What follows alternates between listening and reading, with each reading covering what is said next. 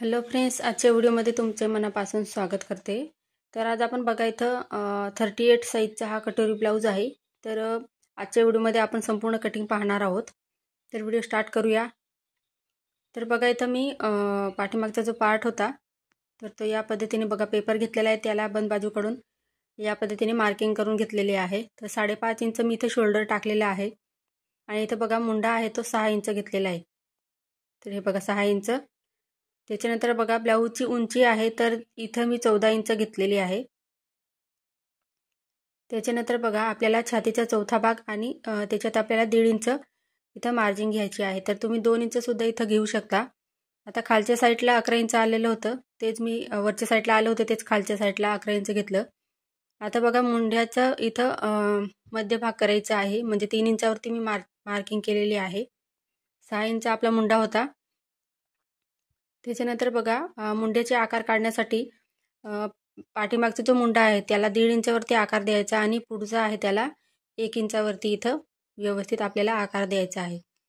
तर बघा या पद्धतीने व्यवस्थित इथं मुंड्याचे आकार देऊन द्यायचे आणि जिथं आपण बघा छातीचा चौथा भाग घेतलेला आहे तिथपर्यंत आपल्याला मुंड्याचे आकार व्यवस्थित द्यायचे आहे। तर हे बघा तिथपर्यंतच आकार आपल्याला या पद्धतीने देऊन द्यायचे। तर बघा इथं व्यवस्थित इथं मी मार्किंग करून घेतली मुंड्याची।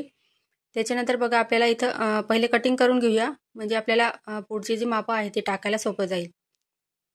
तर पहा इथं मी या पद्धतीने कटिंग करून घेते।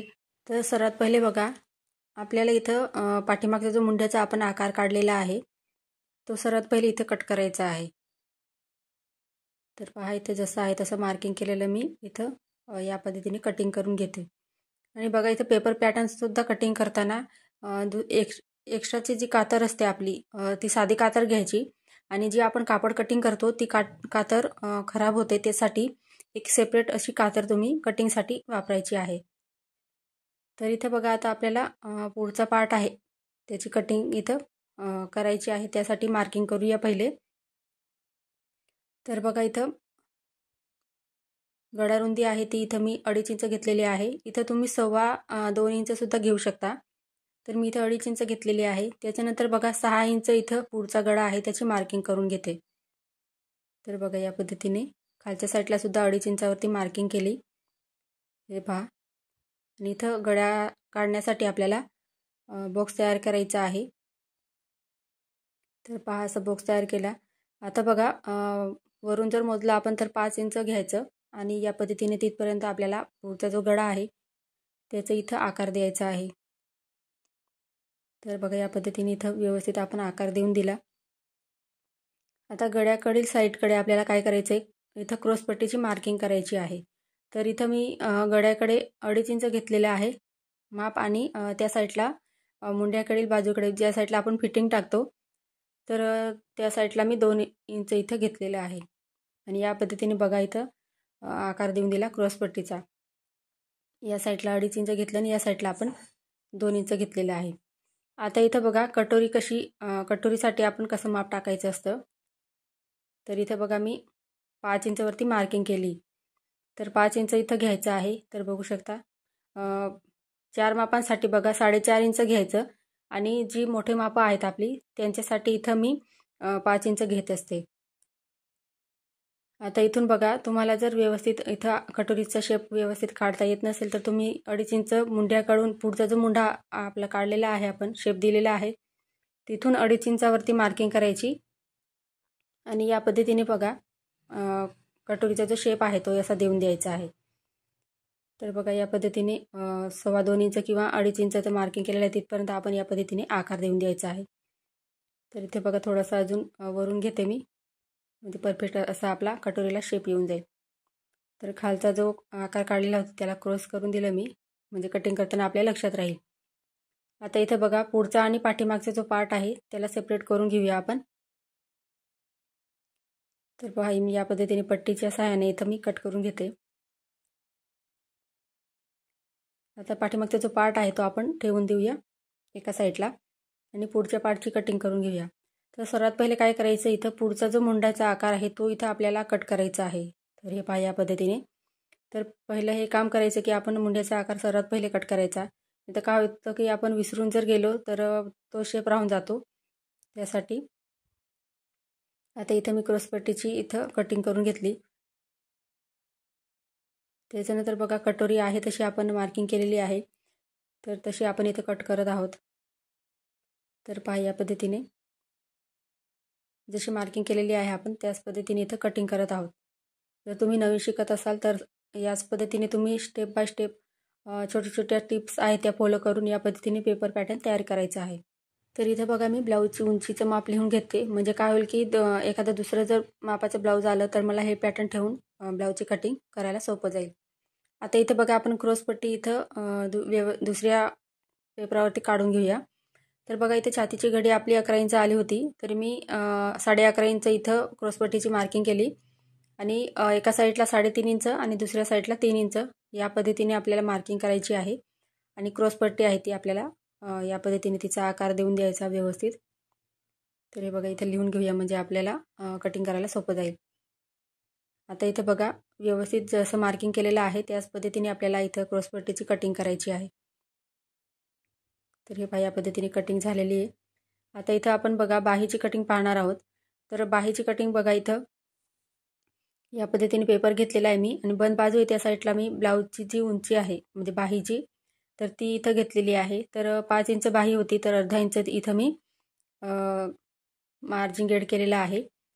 आता बघा छातीची घडी आपली किती होती, 11 इंच होती, तर बाहीची घडी टाकताना 10 इंच घ्यायची आहे, म्हणजे 1 इंच मायनस करायचं आहे. तर या पद्धतीने बघा व्यवस्थित मार्किंग करून घ्यायची आणि इथं बघा बॉक्स तयार करून घेते, म्हणजे आपली बाही आहे ती व्यवस्थित इथं आपल्याला बाहीची मार्किंग करता यावी यासाठी. आता वरून बघा मी इथं 2.5 इंचावरती मार्किंग करते. तर या पद्धतीने तुम्ही 3 इंच सुद्धा घेऊ शकता. आता आतल्या साईडला इथं 2 इंचावरती मार्जिनची इथं लाईन ओढायची आहे, म्हणजे ती 2 इंच आहे ते सर्व साईजसाठी आहे आणि तिरकस अशी लाईन ओढायची आहे बघा. तर मोठं माप असल्याने काय होईल, इथं आपल्याला 3 मार्किंग करायची आहे 2-2 इंचावरती. तर बघू शकता या पद्धतीने 2 इंचावरती मार्किंग केली. लाईन साईज असेल तर तुम्ही इथं 1.5 इंच घ्यायचं आहे.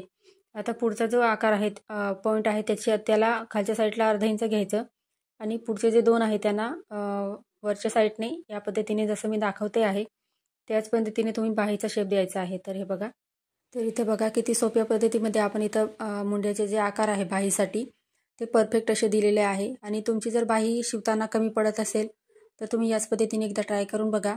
आता इथं बघा 6.5 इंच मी दंडगेरचं माप घेतलं आणि त्याच पद्धतीने इथं बघा पुढे 2 इंच मार्जिन घेतलेलं आहे. आता आपण कटिंग पाहूया. तर सर्वात पहिले बघा इथं वरचा जो आकार आहे मुंड्याचा तो सर्वात पहिले कट करायचा आहे आपल्याला. त्याच्यानंतर बघा तिरकस असा होता म्हणजे फिटिंगचा तो इथं कट करायचा. आता इथं बघा बाही ओपन करायची, त्याच्यानंतर आपल्याला पुढचा जो इथं आपण मुंड्याचा आकार दिलेला आहे तो इथे कट करून घ्यायचा आहे. तर बघू शकता इथं आपली बाही रेडी झालेली आहे. तर 38 साईजसाठी आहे. तर इथं बघा बाहीची घडी आपण लिहून घेऊया. बाहीची घडी आपण किती घेतली, 10 इंच घेतली, छातीच्या घडीमधून 1 इंच मायनस करून. तर आता इथं बघा आपल्याला कटोरीचं कशी वाढवायची ते पाहायचं आहे. तर खूप सोपी पद्धत आहे. तर इथं बघा आपण 2.5 इंच ब्लाऊजची गळारुंदी घेतली होती, तर तीच गळारुंदी आपल्याला त्या साईडला टाकायचं आहे जसं मी इथं दाखवते आहे तसं. आणि वरून बघा इथं 1.5 इंचावरती मार्किंग केली मी. आणि जसं आपण बघा पुढचा जो गळा असतो त्याला शेप देत असतो, तर त्या पद्धतीने इथं गळ्याचा आकार काढायचा आहे. आता इथं बघा 1.5 इंच घेतलेलं आहे मी, तिथून खालच्या साईडला 5 इंचावरती मार्किंग करायची आहे. आणि तिथून आपल्याला बघा इथं आडवी जी कटोरी आहे आपली ती 8 इंच घ्यायची. त्यासाठी बघा या पद्धतीने लाईन ओढून घ्यायची सर्वात पहिले. तर बघा या पद्धतीने. आता इथं बघा आपल्याला आपण 8 इंच घेतलेला आहे त्याचं मध्य करायचं आहे, म्हणजे त्याचा सेंटर पॉईंट काढायचा आहे. आणि तिथूनच आपल्याला ठेवून टेप आहे तो व्यवस्थित वरून ठेवायचा आहे आणि 9 इंचावरती खाली जिथं येईल तिथं आपल्याला मार्किंग करून घ्यायची आहे. आता खालच्या साईडला बघा हे टोक आहे ते व्यवस्थित जोडायचे जसं मी दाखवते आहे तसं. तर हे पाहू शकता. तर तुम्ही जर नवीन शिकत असाल तरीसुद्धा तुम्हाला सहज जमेल अशी सोपी पद्धत मी आजच्या व्हिडिओमध्ये तुम्हाला दाखवते. आता इथे बघा 2.5 इंच गळारुंदी घेतली, 1.5 इंच वरून खाली घेतलं होतं आपण आणि हे जे अंतर आहे ते 5 इंच घेतलेलं होतं. आता बघा या पद्धतीने आपल्याला कटोरी आहे त्याचा शेप द्यायचा आहे. तर बघू शकता व्यवस्थित असा आपला इथं कटोरीचा शेप आहे तो आलेला आहे इथं. हे पहा. तर बघा सर्वात पहिले आपल्याला इथं आपण साईड पार्ट कट केलेला आहे तर तो ठेवायचा आहे आणि जिथं बघा जे साईड पार्ट आहे तिथं त्याच्या खालच्या साईडला अर्धा इंच एक्स्ट्रा घ्यायची आहे कटोरी आपल्याला. तर जिथं येत असेल तिथं मार्किंग करायची आणि या पद्धतीने लाईन ओढून घ्यायची. तर बघू शकता इथं मी या पद्धतीने लाईन ओढून घेतली आणि पहिली जी आपण इथं लाईन ओढलेली आहे ती इथं कट केली मी. तर इथं बघा आपली कटोरी रेडी झालेली आहे. आता कटिंग करून घेऊया आपण. तर पहा जसं आहे तसं इथे मार्किंग केलेलं मी इथं कट करून घेते. तर बघू शकता या पद्धतीने आपली कटोरीसुद्धा रेडी झालेली आहे. तर बघा इथं कुठेही एक्स्ट्राची आलेली नाही. तर हे तुम्हाला हे बघा व्यवस्थित दिसत असेल. तर आपले सर्व पार्ट इथे कटिंग करून झालेले आहे. आता आपण कापडावरती याची कटिंग पाहणार आहोत. तर इथे बघा मी अस्तरचं कापड आहे सर्वात पहिले त्याच्यावर कटिंग करूया आपण. तर बघा सर्व पार्ट आहेत जसे आहे तसे इथं कुठलीही मार्जिंग ॲड न करता आपल्याला या पद्धतीने बघा मार्किंग करून घ्यायची आहे आणि व्यवस्थित अशी इथं ब्लाऊजची कटिंग करून घ्यायची आहे. तर बघा या पद्धतीने सर्व पार्ट व्यवस्थित ॲडजस्ट करून ठेवायचे जिथं बसत असतील तिथं. आणि कटोरी जी आहे ती तिरकस धाग्यातच आपल्याला कट करायची आहे. तर हे सुद्धा लक्षात ठेवायचं. त्याच्यानंतर जिचं कटिंग करायची आहे ब्लाऊजची. तर आता बघा इथं साईड पार्ट होता त्याला या पद्धतीने मी कट केला. मार्किंग करायची त्याच्यानंतर कट करायचं आहे आपल्याला.